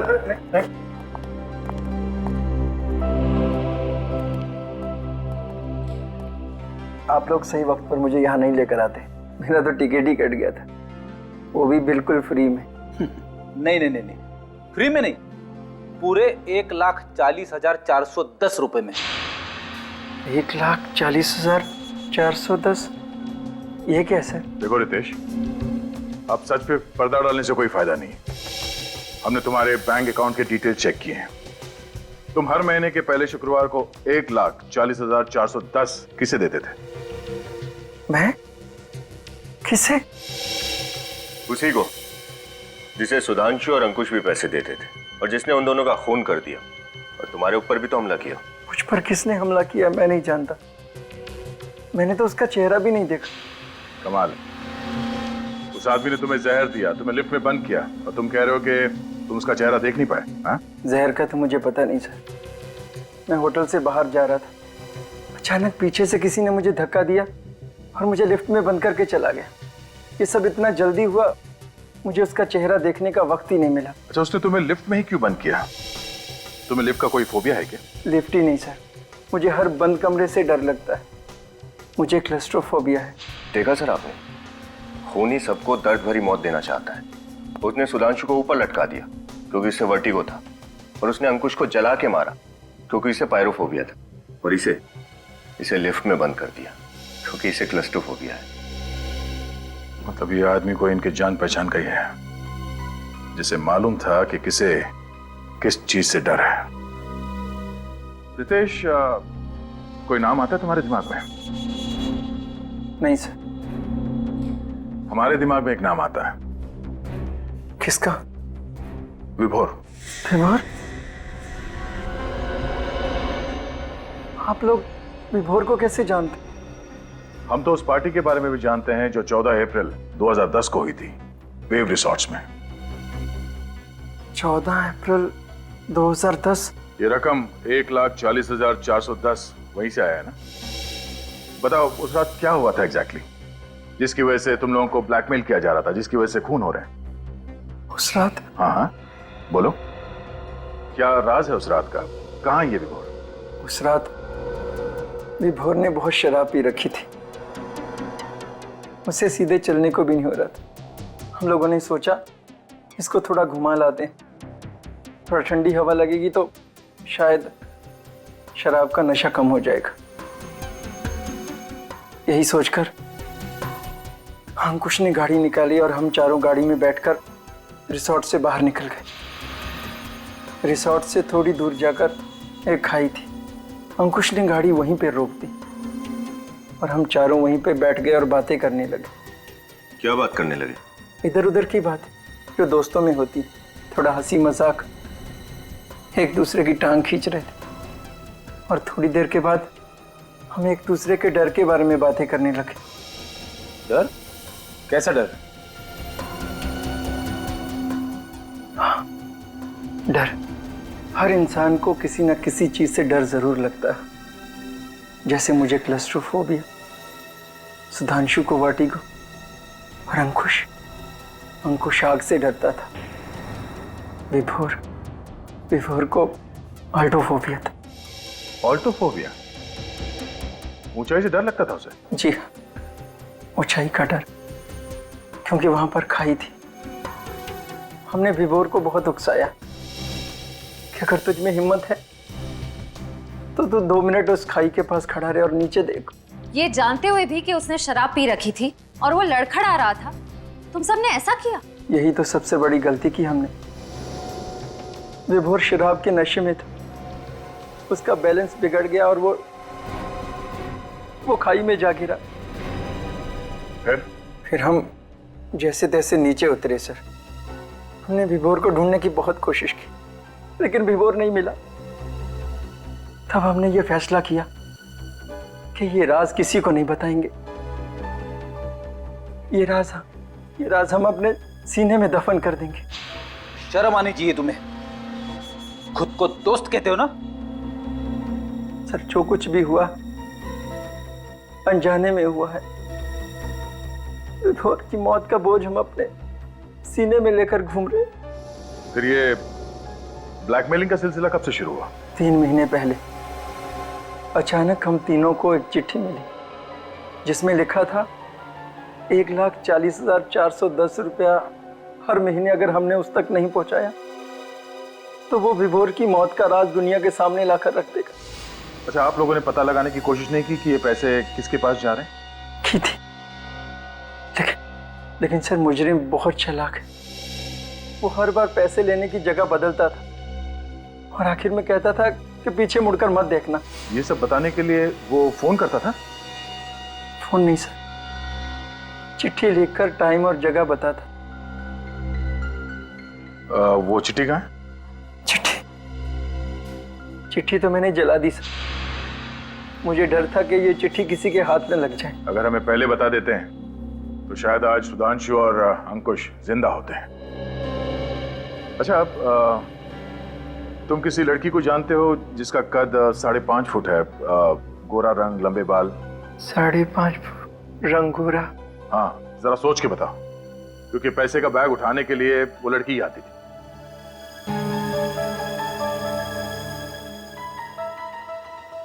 ओह माय गॉड, कहीं ये मनीषा तो नहीं? मनीषा? ये मनीषा कौन है? विभोर की पत्नी। विभोर की पत्नी? कहीं वही तो नहीं कर रही है सब अपने पति की मौत का बदला लेने के लिए? हाँ? इस विभोर का एड्रेस बताओ।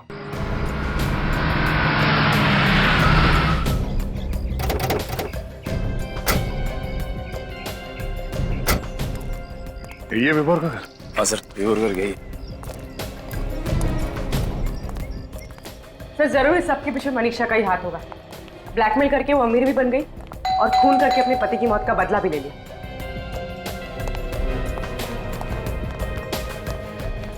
अरे सुनिए, आप लोग कौन है और यहाँ पे क्या कर रहे हैं? लोग सीआईडी से हैं। सीआईडी? हाँ। क्या बात है सर, आप लोग इस घर में किसे ढूंढने आए? मनीषा को, विभोर की पत्नी। सर ये घर तो पिछले 1-1.5 साल से बंद पड़ा हुआ है, यहाँ पर कोई नहीं आता जाता। सर सुनने में आया था कि विभोर मर चुका है, ये बात सच है क्या? हाँ, लगता कुछ ऐसे ही है। वैसे पिछले 1-1.5 साल में इस घर में कोई भी नहीं आया? नहीं सर। ठीक है, आप जा सकते हैं। थैंक्स। पिछले 1-1.5 साल से यहाँ कोई नहीं आया तो फिर इलेक्ट्रिक बिल, कुरियर, चिट्ठी कुछ तो होना चाहिए था लेटर बॉक्स में। कुछ नहीं।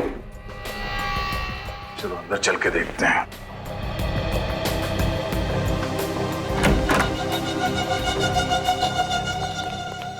निखिल, जरा देखो लाइट के स्विच कहाँ है?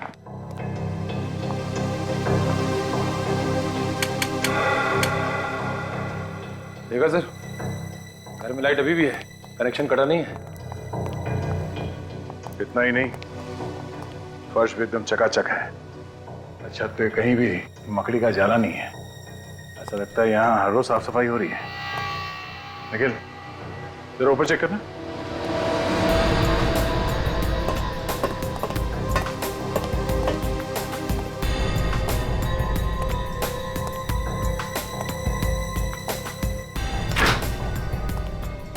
सर ये देखिए, फ्रिज में रखा हुआ सामान भी ताजा है।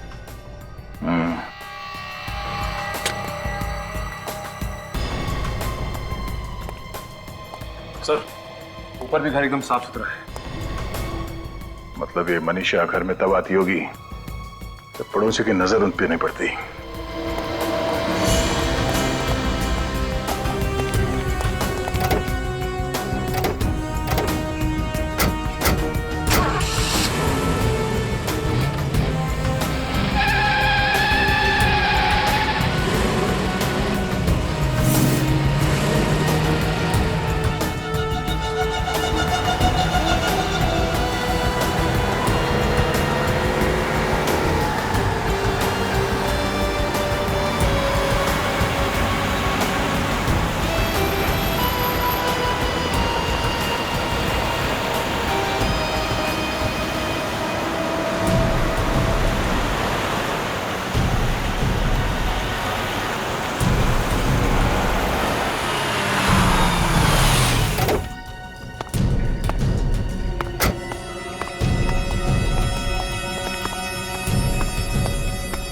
रुक जा, रुक। चुपचाप इस तरफ पलटो और इस कार हटाओ।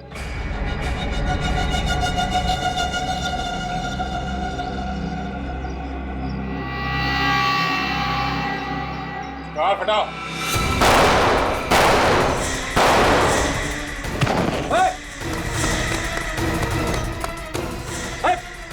पकड़ो उसे। बस डोंट मूव। कर नीचे। कर नीचे। कार हटाओ। मैंने कुछ नहीं किया, मैंने कुछ नहीं किया, इसे मैंने उसके कहने पे किया था।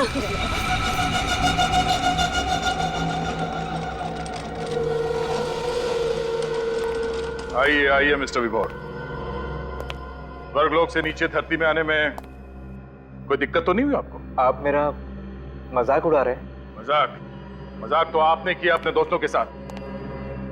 अपनी झूठी मौत का नाटक करके पहले ब्लैकमेल किया और फिर उन सबको ऊपर पहुंचा दिया। नहीं, ये झूठ है। हाँ, मैंने उन्हें ब्लैकमेल जरूर किया था, लेकिन मैंने किसी का खून नहीं किया है। क्यों कर रहे थे तुम ब्लैकमेल? क्योंकि मुझे उन्हें सजा दिलानी थी। मेरे साथ जो अन्याय हुआ उसका बदला चाहता था मैं। क्या बात है, बड़ी अच्छी सजा है। उनसे लाखों रुपए ऐंठ के तुम्हें इंसाफ मिल गया। मेरी हालत देख रहे हैं ना आप, चल फिर भी नहीं सकता। नर्क से बदतर जिंदगी बना दी उन लोगों ने मेरी। इसके बदले में थोड़े पैसे मिल गए तो क्या गलत किया? इसी बदले की आग को मिटाने के लिए तुमने अंकुश को आग में जला दिया और सुधांशु को लटका दिया। हा? मैं उन्हें क्यों मारूंगा? उनकी मौत की वजह से तो मुझे पैसे मिलने बंद हो गए। और इस हालत में ऐसा कर भी कैसे सकते हैं? अच्छा, तो कौन है वो आप लोगों का चाहने वाला जो आप लोगों के लिए इन तीनों से बदला ले रहा है? हा? एक बात बताओ, उस 14 अप्रैल 2010 को एग्जैक्टली हुआ क्या था वहां पे? सोच समझ के बताना। उस रात मैंने कुछ ज्यादा ही शराब पी ली थी। ठीक से चल भी नहीं पा रहा था मैं। तभी सुधांशु, रितेश और अंकुश ने मुझे कार में बिठाया और मुझे खाई के पास ले गए। उन्हें अच्छी तरह मालूम था कि मुझे ऊंचाई से डर लगता है। मेरा यही डर दूर करने के लिए उन्होंने मुझे खाई के किनारे खड़ा कर दिया। और फिर शराब की वजह से तुम्हारा बैलेंस बिगड़ा और तुम खाई में गिर गए। नहीं, मेरा बैलेंस बिगड़ा नहीं था। किसी ने मुझे पीछे से धक्का मार दिया। धक्का? किसने धक्का दिया तुम्हें? पता नहीं। उस वक्त वहां उन तीनों के अलावा और कोई मौजूद नहीं था। इसका मतलब है उन तीनों में से कोई। सर, मेरी तो कुछ समझ में नहीं आ रहा। अंकुश और सुधांशु मर चुके हैं, रितेश की जान जाते जाते रह गई है और विभोर तो इस हालत में है ही नहीं कि वो किसी की जान ले सके। तो सर, कौन है वो पांचवा आदमी जिसे हम लोग देख नहीं पा रहे? हाँ सर, और रितेश पर तो खुद जानलेवा हमला हुआ है, तो वो क्यों झूठ बोलेगा? सर, जरूर विभोर झूठ बोल रहा होगा। उसने अपने पैसे भी कमा लिए और अपना बदला भी पूरा कर लिया। हाँ, मगर विभोर झूठ क्यों बोलेगा विवेक? क्यों झूठ बोलेगा वो, जब उसे पता ही नहीं कि किसने उस पर जानलेवा हमला करने की कोशिश की? और फिर वो तीन लोगों से बदला लेगा ही क्यों? हैं? बताओ।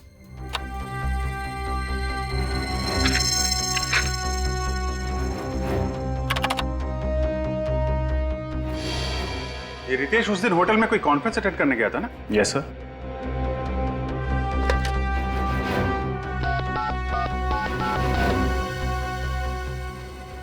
हेलो, मैं सीनियर इंस्पेक्टर अभिजीत बोल रहा हूँ सीआईडी से। जी, रितेश आपके होटल में जो कॉन्फ्रेंस अटेंड करने आया था। रितेश, अरे वो जो लिफ्ट में अटक गया था। हाँ जी, हाँ तो वो जो कॉन्फ्रेंस अटेंड करने आया था, आपको मालूम है कौन सी कॉन्फ्रेंस थी, किसकी थी? क्या? Thank you very much sir. Ritesh उस दिन होटल में सबमरीन इंजीनियर्स की कॉन्फ्रेंस अटेंड करने गया था। सबमरीन इंजीनियर्स की कॉन्फ्रेंस? तो फिर अभिजीत, हमारा खूनी मिल गया।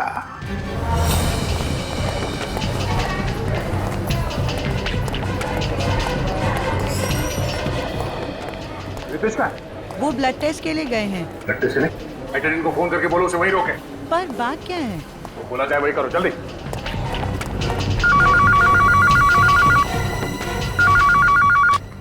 Hello hello. हाँ सुनीता, क्या हुआ? सर वो सीआईडी वाले आए हैं, बोल रहे हैं रितेश को कहीं जाने मत देना। रितेश तो मेरे सामने ही बैठा है, वो कहाँ जाएगा? क्या हुआ? कहाँ गया वो? सर वो बाहर की तरफ गया है। तुम ठीक हो? रेडी, डॉक्टर बुलाओ जल्दी। निखिल, इस तरफ देखो।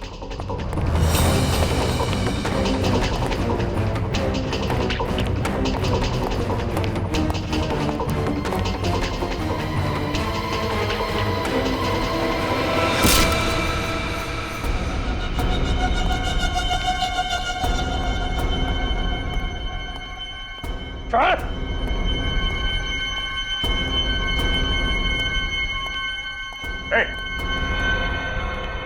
छोड़ दे इसे, छोड़ दे इसे वरना अच्छा नहीं होगा। अच्छा तो इस कबूतर के लिए नहीं होगा, दो खून कर चुका हूँ, एक और कर दूंगा, फांसी तो एक ही होनी है। मैं कहता हूँ जाने दो मुझे। ठीक है, तुम चले जाओ, निखिल को खुश नहीं होना चाहिए। अब आया ना लाइन पर, कर नीचे कर। नहीं दे रहे, कर नीचे करो।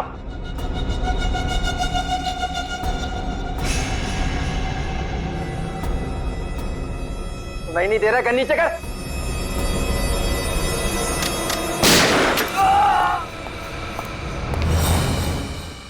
दो खून करके सीआईडी से पंगा लेगा तू?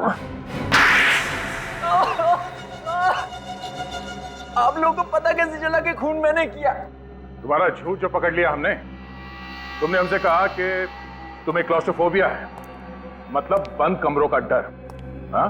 और अगर ऐसी बात है तो फिर उस दिन वहां होटल में सबमरीन इंजीनियर्स के कॉन्फ्रेंस में क्या करने गए थे तुम? हाँ? इतनी प्लानिंग की छोटी से छोटी बात का ख्याल रखा, फिर ये गलती कैसे हो गई?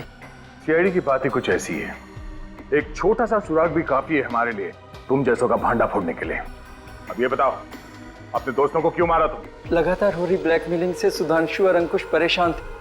वो मुझे धमकी देने लगे थे कि मेरे किए हुए गुनाह का भुगतान वो नहीं करेंगे और सीआईडी को सब सच सच बता देंगे कि विभोर को धक्का मैंने दिया था। मतलब वो दोनों जानते थे कि विभोर को तुमने धक्का दिया? हाँ। वैसे तुमने विभोर को धक्का दिया क्यों? क्या बिगाड़ा था उसने तुम्हारा? हाँ? क्योंकि उसने मेरा प्यार छीना था। क्या मतलब? मैं मनीषा से प्यार करता था कॉलेज के दिनों से ही। विभोर को ये अच्छी तरह पता था, फिर भी उसने मनीषा को जाकर प्रपोज किया। और मनीषा ने विभोर का ये शादी का प्रपोजल स्वीकार करके उसे शादी कर ली? हाँ? हाँ, उसी दिन मैंने तय कर लिया था कि विभोर को इसकी भारी कीमत चुकानी पड़ेगी। कीमत विभोर नहीं, तुम चुकाओगे, सलाखों के पीछे फांसी का इंतजार करते हुए, क्योंकि विभोर अभी जिंदा है।